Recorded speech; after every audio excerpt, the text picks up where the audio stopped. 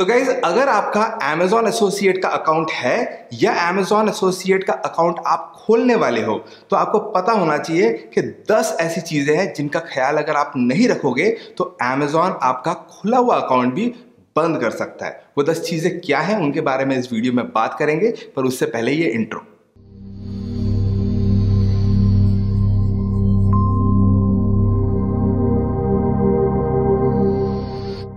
What's up guys, मेरा नाम है Anirban. Welcome to Teaching Monk. तो वो 10 चीजें क्या है जिनका ख्याल अगर आप नहीं रखोगे तो Amazon आपका Amazon एसोसिएट का अकाउंट सस्पेंड या क्लोज कर सकता है। पहली चीज, Amazon एसोसिएट के अकाउंट खोलने के 6 महीने के अंदर अंदर आपको 3 सेल्स करनी होगी। अगर आप 3 सेल्स नहीं करते हो तो आपका Amazon एसोसिएट का अकाउंट क्लोज किया जा सकता है। बाय द वे, ये कोई सीवियर केस नहीं है। अगर आपका क्लोज हो भी जाता है तो आप Amazon को एक लेटर लिख सकते हो, एक मेल लिख सकते हो, जिसमें आप अपना सिचुएशन एक्सप्लेन कर सकते हो और वो आपका अकाउंट फिर से ओपन कर देंगे। तो ये ज्यादा सीवियर जो है केस नहीं है।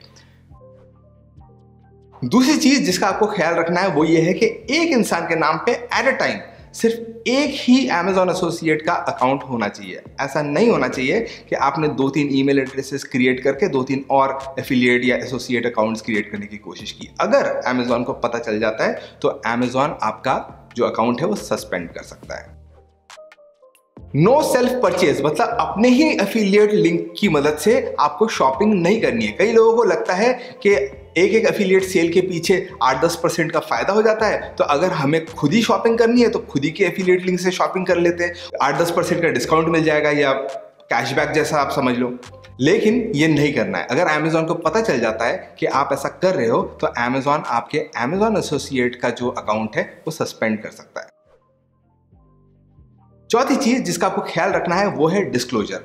आपको अपने व्यूअर्स को या अपने रीडर्स को यह बताना पड़ेगा कि जो लिंक्स आप दे रहे हो वो एफिलिएट लिंक्स हैं। उन लिंक्स की मदद से अगर कोई खरीदता है तो आपको एक छोटा सा कमीशन मिलेगा। अगर आप एक ब्लॉग चलाते हो या आप एक वेबसाइट चलाते हो तो कहीं पे आपको वो एक नोटिस देना पड़ेगा कि जो आप लिंक्स दे रहे हो वो एफिलिएट लिंक्स है।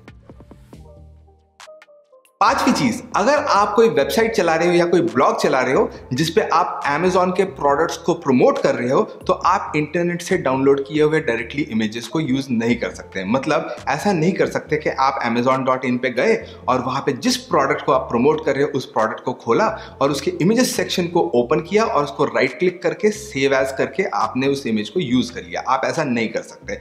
इमेजेस को आप बेफिक्र यूज कर सकते हो, लेकिन इमेजेस को यूज करने का एक सही तरीका है। वो तरीका क्या है मैं आपको क्विकली अपने लैपटॉप में लेके जाता हूं और क्विकली बता देता हूं कि इमेजेस के केस में आप क्या नहीं कर सकते और क्या कर सकते हैं। तो यहां पे सबसे पहले हम ब्राउजर ओपन करेंगे और Amazon पे चलते हैं और यहां पे लेट्स से हम एक टी पॉट ढूंढ रहे हैं और आपको ये वाला टी पॉट अच्छा लग जाता है तो आप इसको क्लिक करते हो।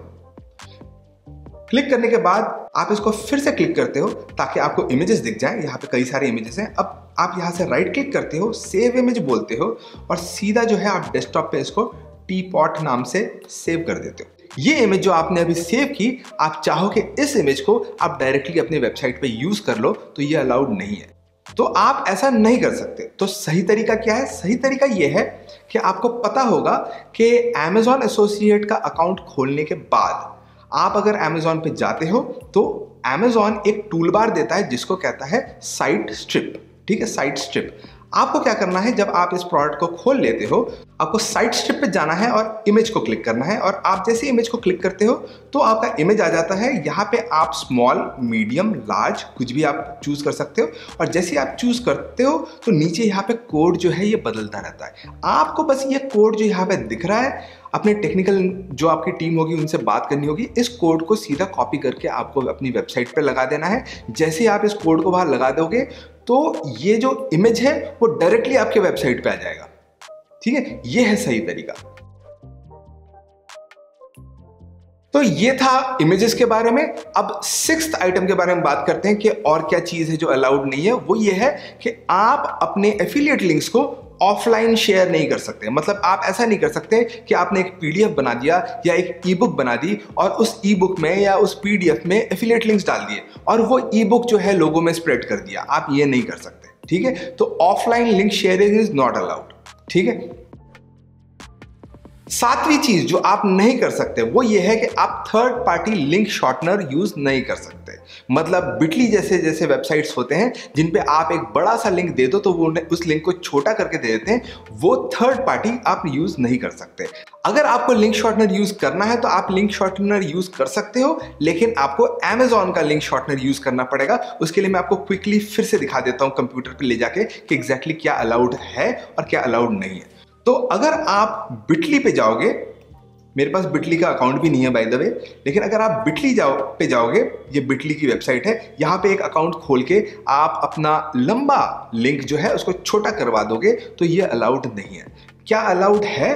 अलाउड ये है कि आप अगर यहाँ पे आते हो और अपने साइट स्ट्रिप पे जाते हो और टेक्स्ट लिंक जनरेट करते हो, यहाँ पे आप देखोगे कि शॉर्ट लिंक और फुल लिंक का ऑप्शन है। आप ये वाला शॉर्ट लिंक जो है आप यूज कर सकते हो। यहाँ पे आप देखो ये लिंक कितना सा छोटा सा हो गया है। तो ये लिंक शॉर्टनर आप यूज कर सकते हो Amazon वाला, लेकिन थर्ड पार्टी नहीं यूज कर सकते।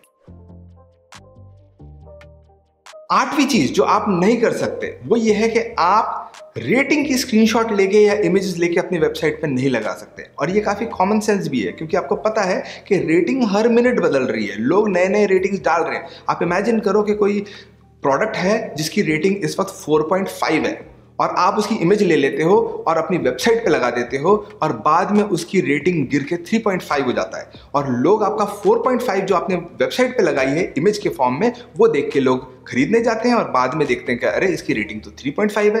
तो ये तो गलत है ना, ये तो मिसलीडिंग है।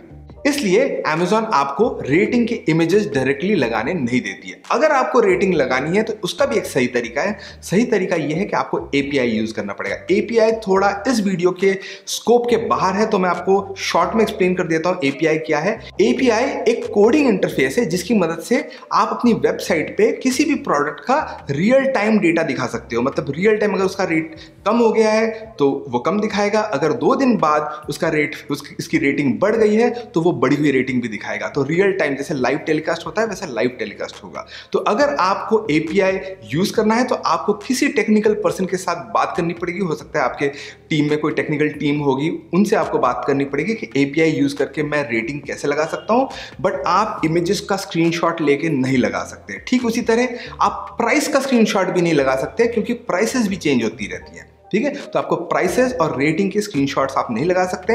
अगर आपको लगाना है तो आपको API की मदद से रियल टाइम मतलब लाइव डेटा आपको अपनी वेबसाइट पे दिखाना पड़ेगा। अब आते हैं 9 नंबर के पॉइंट पे, और वो ये है कि आप अपने एफिलिएट लिंक्स को पेड एड्स की मदद से प्रमोट नहीं कर सकते। मतलब आप ऐसा नहीं कर सकते कि आपने गूगल एड्स चला दिए या फेसबुक एड्स चला दिए डायरेक्टली आपने एफिलिएट लिंक्स पे, आप ये नहीं कर सकते।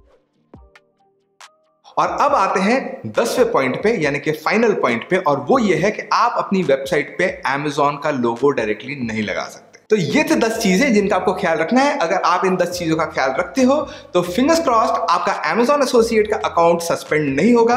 अब एक बहुत इंपॉर्टेंट बात, अगर आपने Amazon एसोसिएट का अकाउंट नहीं खोला है और आप सोच रहे हो कि Amazon एसोसिएट का अकाउंट खोलना है, तो मैंने Amazon एसोसिएट के अकाउंट खोलने के प्रोसेस को बहुत ही डिटेल में और कंप्लीट गाइड के फॉर्म में इस वीडियो में दे रखा है। आप इसको क्लिक करके इसे देख सकते हो। तो इसी के साथ इस वीडियो को खत्म करते हैं। ये वीडियो अगर आपको अच्छा लगा तो लाइक शेयर कमेंट करना, और ऐसी वीडियोस और देखने के लिए सब्सक्राइब करना मत भूलना। मिलते हैं अगले वीडियो में।